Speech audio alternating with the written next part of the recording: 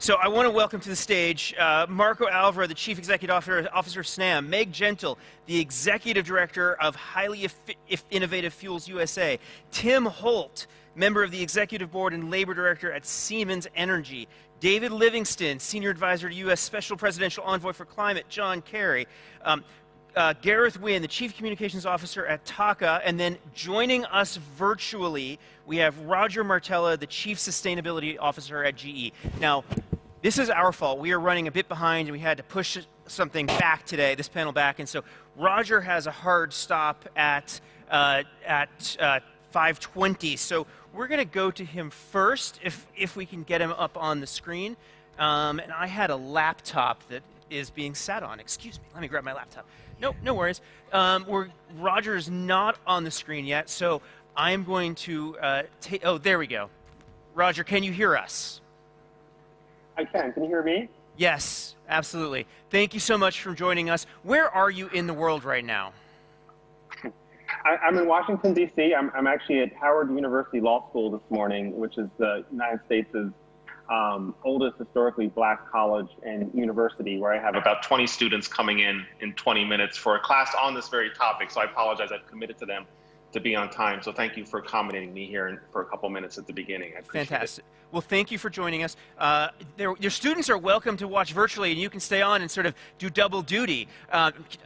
So first question to you, this theme of today is really thinking through energy security on the one hand and our net zero goals on the other, and thinking about how we can solve those together and not see that as a choice we have to make one way or another. And so we're asking the question in this session, how does hydrogen play into help us solve both challenges at once, or does it? So I'd just love to hear your thoughts on that coming from GE.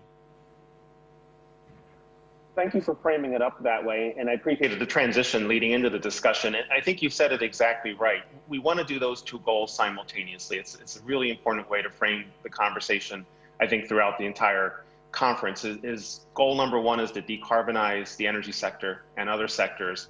And at the same time, though, just as important is we have to grow access to reliable, sustainable, affordable electricity. We want to do these two things simultaneously. We know that's mutually achievable, and hydrogen is really uniquely positioned to be part of the success here, because it does both of those things. It leads to decarbonization, and it leads to reliability, sustainability, and affordable electricity. It can help simultaneously decarbonize while providing strong power generation. We think of hydrogen as a breakthrough technology, and it is, because it means it's not really commercially feasible today. It's something we're investing in for around the corner. But it's also unique around the breakthrough technologies because it is, I'd say, technologically proven. We can run our turbines today on hydrogen. 100 turbines are run for more than 8 million hours on hydrogen. And as we talked about earlier today, whether it's blue hydrogen, green hydrogen, the technology exists to create it. We need to focus on the commercial feasibility of it. I imagine that'll be the discussion this morning. But it has this unique role to play, I think, to achieving both goals, as you indicated. Thanks so much. Now, what do you think are the risks to a hydrogen economy? What could make this stall like hydrogen has stalled a couple times previously? Well, I think the risk to any new technology, any new investment is always uncertainty. I think it's that simple. As you said, other things have stalled, other breakthrough technologies have stalled, hydrogen has stalled from time to time, and uncertainty, I think, is always the biggest risk. So I think we have to work, and I love how diverse this panel is. I do hope I can come back and watch what everybody has to say, but it reinforces that if we're going to be successful here, we have to work kind of collaboratively in partnership. No one company, no one entity can solve this alone. It's great to have the government represented there. That's key to this. And so we have to address the uncertainty. There's uncertainty in the policies, there's uncertainty in the costs, there's uncertainties in the investments, there's uncertainties in how to deploy the technology. We like this concept called hydrogen hubs, where you bring together all the players. You bring together people like GE who make the turbines, you bring together the people who have the pipelines, the infrastructure, who generate the hydrogen, who can use it in industrial uses. You bring the government in to help with the demonstration projects. And you do this through collaboration, take a very holistic view, and that's going to increase, I think, the likelihood of success long term. That's some of the themes I already heard this morning in the earlier presentation. Roger, thanks so much. I want to go to Meg. Meg, you're working at highly innovative fuels, but you come from the natural gas sector before. How do you see your transition from natural gas to hydrogen in relationship to the question at hand, which is, the conversation this morning was so much focused on natural gas and how do we get natural gas to Europe? How do we solve the market challenges we're seeing now? But how do you see is hydrogen the next step? First, Randy, thank you for having me here today. And I think there are a lot of lessons that we learned in developing very, very large-scale, large infrastructure natural gas projects in the form of liquefied natural gas and also long-haul pipelines that can be applied to the hydrogen business because we have a lot of similarities. We're going to need long-haul pipelines, and I think Marco's probably the expert on that. We're going to need very large plants to produce hydrogen, and in our case, we're going to need to look to ready markets that can take the volume right away. And so one thing we did to bridge that challenge of the chicken and the egg between bringing on massive hydrogen supply and having massive market development is to say, well, there's an intermediate step that we can bridge hydrogen production and use it to make e-fuels. And so we're going to take the hydrogen, capture carbon, put them back together again and make synthetic gasoline or carbon neutral gasoline and methanol and eventually jet fuel. And we're going to take about $50 billion of investment to make 150,000 barrels a day of e-gasoline. And that's, to the order and scale of what we did with the LNG business. So everything that we learned about financing large infrastructure for LNG into the project finance market is going to be, critical to bringing that kind of capital into the hydrogen business. Meg, thanks. And I want to come back to the demand question and where sort of best use cases of hydrogen is in round two. But I want to follow up with you on the projects that you're doing in Texas and Chile and how you think about those two projects, which are in very, very different locations and using different types of production technologies, or at least the source of the electricity is quite different. So could you just explain those two projects briefly and how you think about the why Chile and one very far offshore, and then Texas where there's just immediate demand? Sure. So as we think about making carbon neutral fuels, the green hydrogen part is so important to make sure that we have carbon neutral. And so Chile was a natural place to start because there's an abundance of wind power that's available in the Magallanes region. So all the way in the south of Chile on the Straits of Magellan, where the wind is blowing all of the time. And that's a resource that really can't be delivered as electricity to the Chilean market because it's so far from population. But it's there for us to use if we can convert it into a liquid. So we have maybe a 75 or 80% capacity factor on that wind, and that's a natural place to build, what's under construction today, the demonstration facility that says, we're going to use wind power, we're going to generate very low-cost hydrogen, we're going to capture CO2, we're going to test direct air carbon capture there, and we're going to put that together into gasoline, and actually we'll be producing gasoline later this year.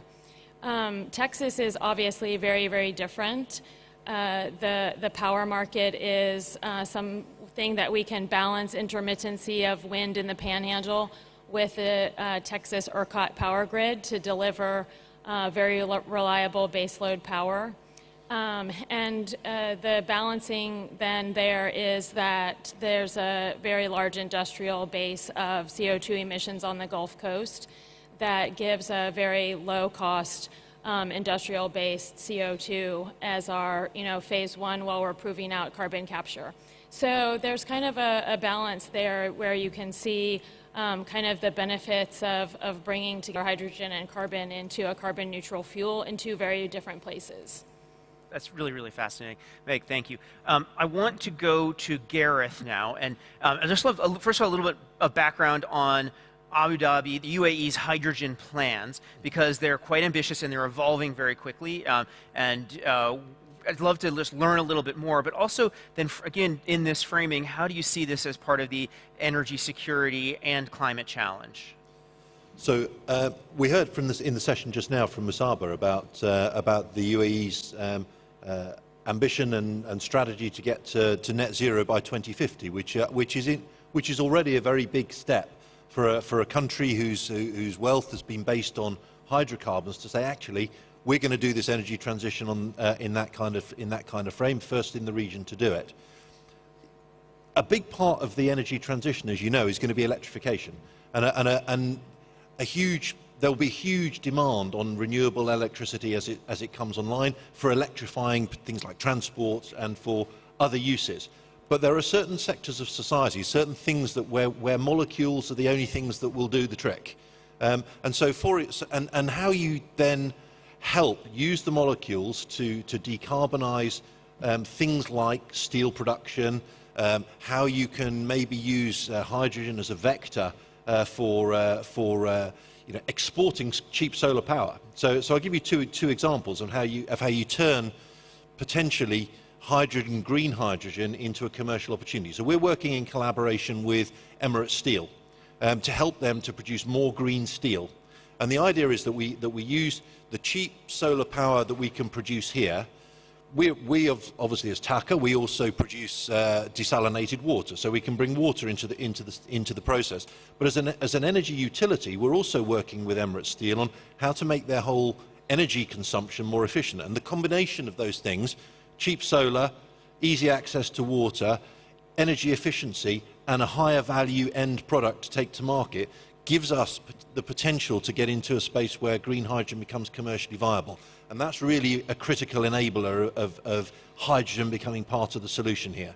And then another project which relates to the same story is working with Abu Dhabi ports, where we've said that we'll use a 2 gigawatt solar PV plant to produce large-scale green ammonia for two purposes.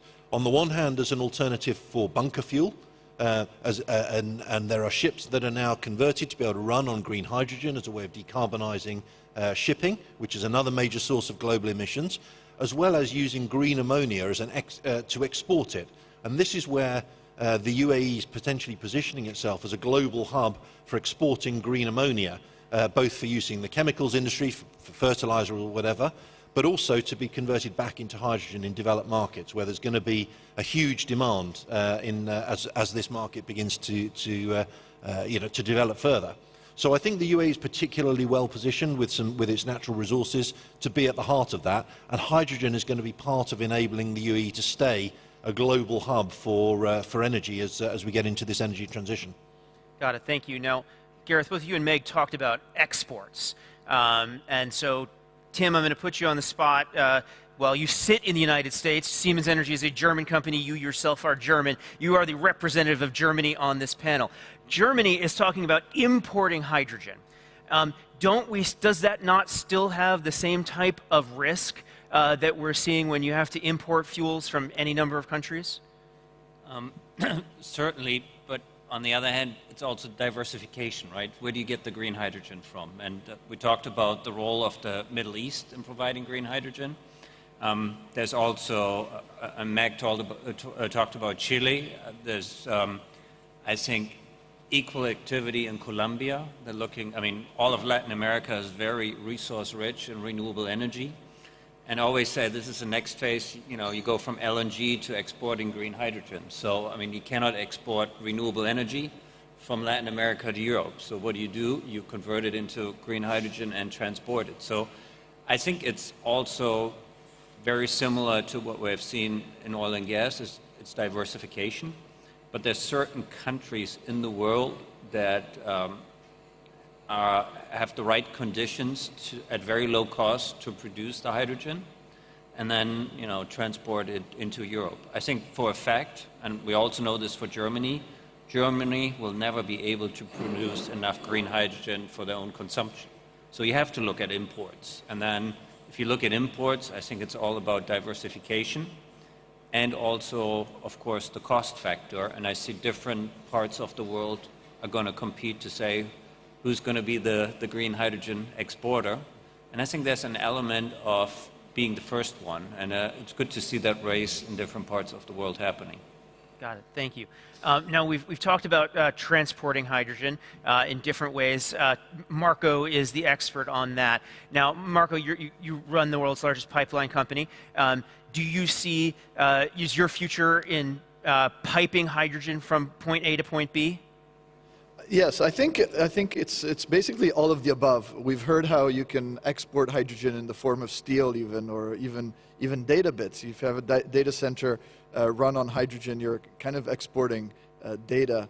And so the cheapest way to move any gas is via pipe. It's the same with natural gas, and it will be the same with hydrogen. So the different uses of hydrogen, whether it goes into a synthetic fuel like diesel, whether it goes into ammonia, whether it goes into methanol, there will be different uses. Where it has to replace coal and natural gas for baseload energy in industry in the hard-to-abate sectors, it will be impossible to beat the cost competitiveness of pipelines.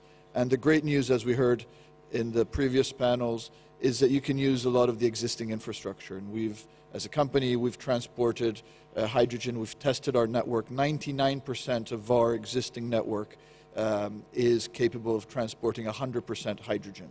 And so the networks of the future will be pipes for methane, whether it's fossil methane or synthetic methane, because you can also create synthetic methane from hydrogen. You just add CO2 and H2 and you create synthetic CH4. We will have a pipeline for hydrogen. We will have a pipeline for CO2 to take away the CO2 from the hard-to-abate sectors and either use that CO2 and recombine it with hydrogen if we need to create that synthetic molecule. And then we'll have a pure hydrogen network for 100% hydrogen. The blending of the two, methane and hydrogen, is a good way to create the market, to create immediate demand, like we did for biofuels in Europe. So the blending is not a path to get to 100%. There will be ultimately three types of pipelines. Marco, thank you. Now, David, I'm going to come to you in a second, but I know Roger has to sign off soon, so I want to go back to Roger for one final question to him, which is, if you're looking at the range of options for utilization of hydrogen, anything from fertilizer to the power sector to heavy transport, heating, hard-to-abate sectors that require high-temperature process heat, where do you think hydrogen will have the most benefit and be deployed the fastest? Well, thank you for the accommodation. I do want to apologize to my fellow panelists for not being there with you in person and for the opportunity to have the chance to speak a little early in the panel. So thank you. I'm going to stay on and continue to listen. And I think the thinking on that is our attitude is all hydrogen is good hydrogen at this point. And what we're hearing about infrastructure is really key. Power generation seems to be the obvious go-to place because it makes sense. We can run our turbines on hydrogen today. We can create power from them. And that's an immediate decarbonization benefit. So to continue to develop that and use that as an option. The other thing we think, though, is there may ultimately be higher and better uses for hydrogen. We have a number of pathways to decarbonizing the energy sector, and we can take a diversity of pathways to decarbonizing energy. Hydrogen's a key part of that. Some of the other sectors, hydrogen plays a more critical role, a more indispensable role. Maybe the technology is not there as often or as right away, and we have to figure out more how we can use it in some of these other applications. So I think, again, our focus is we should continue to build out this infrastructure, create the hydrogen. The power sector can certainly absorb it, along with other decarbonization strategies like carbon capture, sequestration, renewables, small modular reactors, and so on. But then as we can advance the opportunities in the transportation sector, I would put the transportation sector probably as next for having perhaps the most obvious applications for hydrogen. We're even working with Airbus on a pilot project to use hydrogen in airplanes, cars, things like that, and then focus on those industrial sectors. I would predict over time, we'll see hydrogen shift to those industrial sectors, get an early start in the energy sector. The energy sector shifts to some other decarbonization technologies as we deploy the hydrogen where it's needed in those sectors. But we can use it as soon as it becomes ripe and available. Roger, thank you so much. Really appreciate you joining us today. It was a real pleasure, and looking forward to you coming here in person next year. David, I want to come to you because you know, the U.S. government sitting there thinking about how we make all this happen. The Biden administration has done a lot of work on hydrogen, whether it's the Hydrogen Earthshot, some of the work that you've done on the First Movers Coalition, which has a major hydrogen component. I'd love you to just talk us through how you're thinking about both the supply side, creating the supply of hydrogen at scale to make this meaningful, and then the demand side, helping to create markets where you're actually going to get real bang for your buck from a decarbonization standpoint. Thank you, Randy. And it's great to be back here in Dubai for the Global Energy Forum. You know, Meg put it well, the chicken and egg problem, right? There's a Gordian knot at the heart of where we are today and the hydrogen future that we want to see. And I think it's the government's role, as you put, to cut through that Gordian knot. So how do we cut through it? I think the first stage is 3 parts. Number 1, we have to work to catalyze the demand signal that gets the supply invested in today. Not at the end of this decade when we're already going to need the supply to be online. We need those investments to start today. So how do we get those demand signals going? Number 2, we need to create the regulatory frameworks, the rules of the road that are clear, fair, and consistent over time that allow capital to flow into the supply that then sees the demand and is getting unlocked.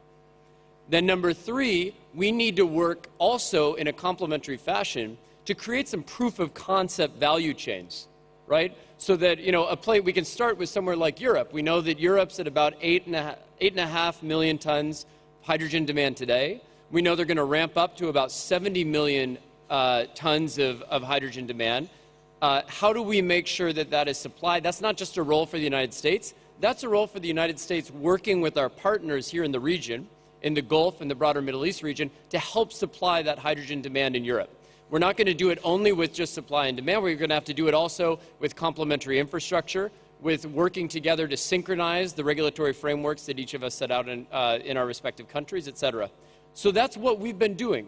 That's what Secretary Kerry has been doing in his hydrogen engagements, climate and clean energy transition engagements around the world. With Germany, we've been talking about how do you create a single coherent kind of offtake contract that the suppliers, including here in the region, can understand well, that provides that 10-year plus investment certainty and investment security, even if all the German players within German industry are going to have all sorts of idiosyncratic different needs. Some of them will want you know, spot hydrogen, some will want 5-year offtake contracts, et cetera. Can the German government step up and actually play that role to create a common framework for supply partners externally, even as they deal with that complexity internally? We've been working with them on that. With our partners here in the region, the UAE and Saudi Arabia, et cetera, we've been working to try and accelerate U.S. participation and U.S. investment in the hydrogen potential here in the region. And then, of course, critically, Randy, to get to that first point I made, the demand side problem, that's where our flagship initiative, the First Movers Coalition, comes in. First Movers Coalition, of course, is a collaboration between the State Department, the Office of Secretary Kerry, and the Special Presidential Envoy for Climate, and the World Economic Forum, where we're going around to 8 different critical, hard-to-abate sectors: steel, cement, shipping, aviation, chemicals, etc. And we're trying to bring forward to today 2030 demand signals from some of the most credible counterparties in the world, right? Not, you know, not just any company, but the Amazons, the Apples, the DHLs, the Maerks of the world, who say in the year 2030, in steel, for example, 10% of all my steel demand is going to be for zero carbon steel. Amazon says 10% of all my goods shipped from 2030 going forward will be on zero emission ships. Then you work backwards. You aggregate all these demand signals, right? Many different companies, one clear signal, one clear understandable framework.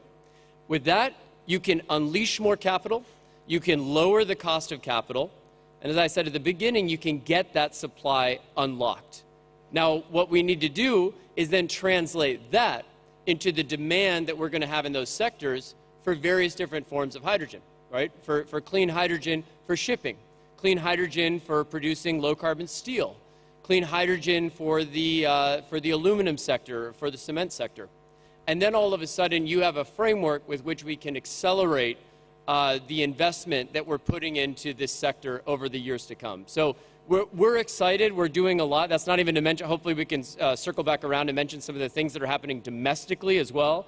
The DOE Loan Programs Office, the Hydrogen Earthshot you mentioned, the billions of dollars of investment in clean hydrogen hubs that are going to be taking place thanks to bipartisan support from Congress. This is one of those rare areas, you joke that hydrogen is the thing that everyone likes to talk about at international conferences, but thankfully, it's also the thing that folks on both sides of the aisle in the United States, both parties, are excited about driving forward. So let's get together, let's set a clear framework and get this done. David, follow-up question, and the answer might just be no, but has the crisis changed the thinking or accelerated the timeline for some of these ambitious hydrogen plans? Well, what I think you're going to see is, I don't want to speak for other countries. I will say that it's going to focus minds more than ever before on delivering on what the government has already laid out in terms of hydrogen ambitions. And again, just to name it, right, $8.5 billion for dedicated clean hydrogen hubs, billions of dollars more for CO2 capture that can help to drive the blue hydrogen economy in the United States. You're already seeing major FIDs, what I would call flagship final investment decisions in clean hydrogen. Air Products making a decision, down in the Gulf Coast of the United States. Our DOE Loan Program Office had the first $1 billion loan that it's made in years, went to what I would call next generation clean hydrogen and methane pyrolysis, a company that's working on producing hydrogen directly from gas, where the carbon is stripped off and turned into a usable product in carbon black. So, we've got a lot going on in the United States. Yes, it's probably going to accelerate in response to this crisis because of the opportunities we see. And the other thing I'll note is in the LNG deal that you saw between the United States and Europe, you saw in there a component, a hook there that was important. It was not just lip service. That talked about hydrogen-ready infrastructure and really prioritizing scaling up LNG and scaling up our domestic supply to meet this moment, to rise to this challenge. At the same time, we can use it to accelerate hydrogen-ready infrastructure. That's going to be a tailwind for this technology set that is completely consistent with us, again, meeting the moment of the energy security challenges that we face here in the year 2022. So I do think that, especially when you think about Europe, and when you think about some of the other things that are coming down the pike in the way of the carbon border adjustment mechanisms and the like, you are going to see an acceleration of investment in this space. David, thank you. And I'm going to just put a prediction out there that this event next year, we're going to be talking a lot more about methane pyrolysis. I think there's going to be a lot of action on that in the next 9 months to a year. I want to play devil's advocate for a minute and challenge the notion that there is even a chicken and egg problem. And so you can correct me if you think I'm wrong, but there is already 100 million tons per year of hydrogen demand. Refining, fertilizers, chemical feedstock. There's hydrogen pipeline in Texas. There is ammonia pipeline in the Midwest of the United States. And I really only focus on the U.S. on this issue. So there's already infrastructure. There's already hydrogen and hydrogen carriers in place. Why are we not thinking of that as the demand signal and instead thinking of technologies that are 5, 10, 15, 20, 25 years in the future, when there already is a huge market that represents approximately 2% of global emissions? I want to make everyone answer this very quickly. Marco first. Well, I think it's all of the above. So you need to get to the existing market, but with gasoline prices at $100 per megawatt hour, there's an even bigger market if you look at all the uses that you can have, because the current energy crisis is a crisis of prices, not only of security of supply. And so you have natural gas today is priced at the same level in Europe as green hydrogen. So there's a bigger and more urgent market than just simply reducing the emissions of the refineries, which is a very noble thing to do that will happen because of the CO2 costs that we have. Meg.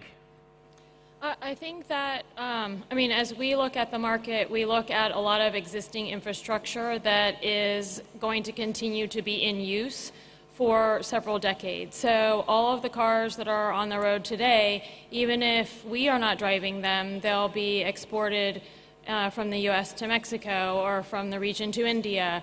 And so we're actually looking to that as the market that has to be decarbonized by e-fuels, and that has to happen simultaneously with everything else. And I think Musab was talking about many things that are needed. So we need electric vehicles, we need hydrogen, we need e-fuels, and these are going to go into different parts of the infrastructure stack. Where some parts of infrastructure we can turn over to new uses. We can convert natural gas pipelines into hydrogen pipelines. Some part of the infrastructure we have to decarbonize because it will still get used, and that's what we're trying to use hydrogen and e-fuels to do. Tim. I don't think we need another projection what the demand is in 2030. I think we know it's going to come. Where I feel we struggle right now, or from the equipment supply side, the projects that are actually moving are the projects that have an offtake. It's what we do together with Meg in Chile, working on a project in Colombia where the refinery takes 50%. Everywhere else we do small pilots to see what we do with small offtakes. The question is how. And back to your question, is really how do we create the credible offtake that would accelerate it? And I would also caution, if I see how long it takes to get these projects off the ground, and I'm not just talking permitting, but I mean the development cycles. We talk about 2030.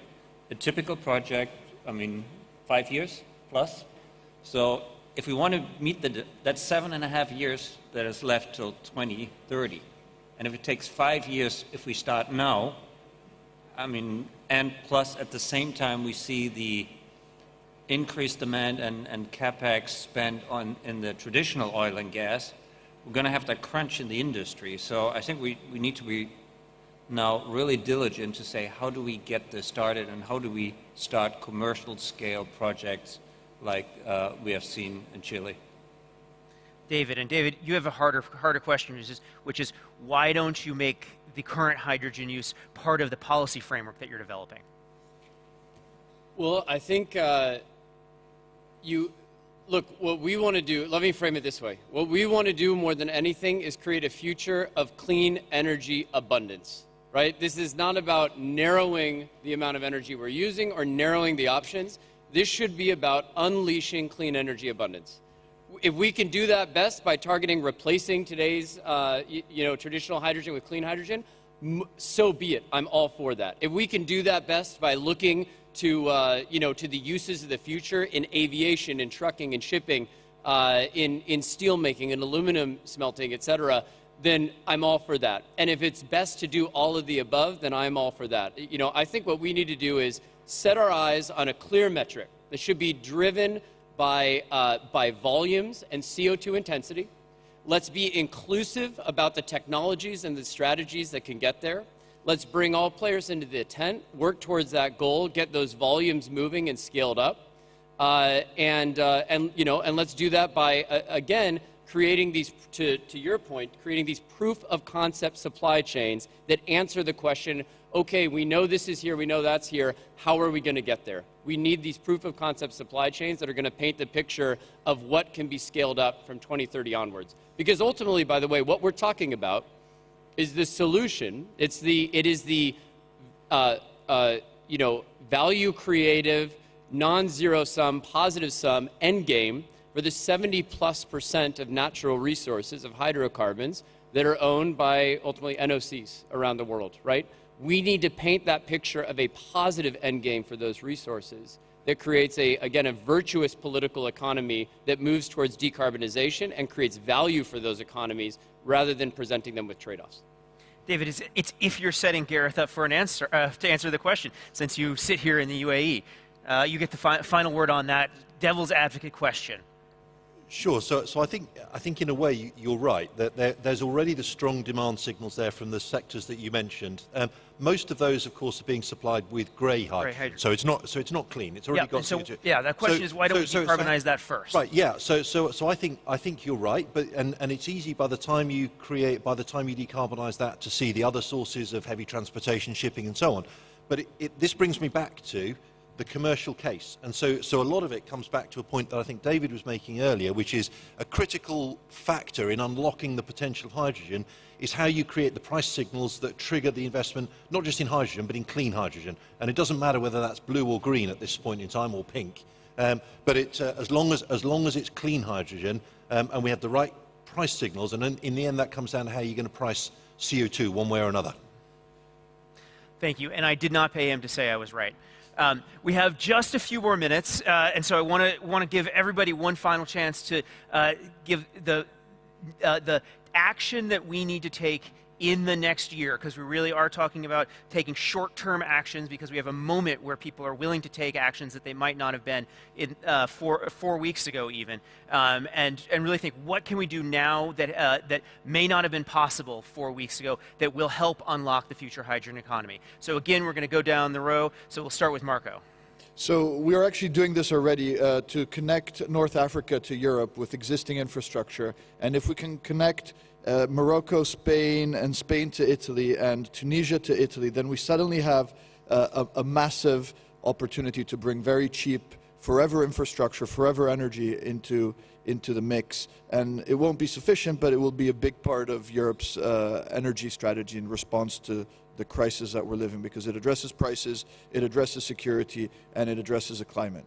And I think the US to Europe LNG deal is essentially creating a virtual pipeline that connects the Henry Hub and the TTF to lower prices. But because that infrastructure will be hydrogen ready, it's also really helping the Fit for 55, the green European agenda, moving that really fast forward.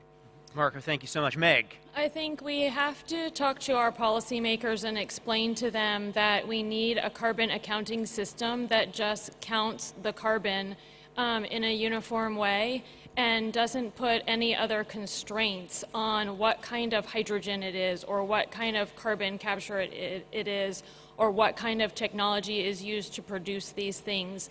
Some of these policies that are developing are actually creating constraints that will make it hard for us to have an abundance of green fuels. And so I think the time is now with policymakers to make sure that we have a coherent accounting system for carbon that is transparent and allows us all to make sound investments based on the relative merit of the fuel and its carbon content.